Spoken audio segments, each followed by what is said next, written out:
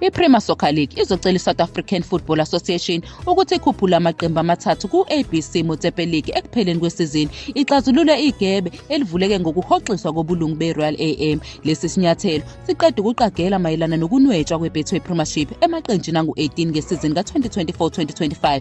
Lesi sinqumo silandela umhlangano wakamuva webhodi lababusi oqinisekisa ukuxoshwa kwe-Royal AM ngemuva kwevoti elinzima langaphambilini lokuqeda isikhundla se-club.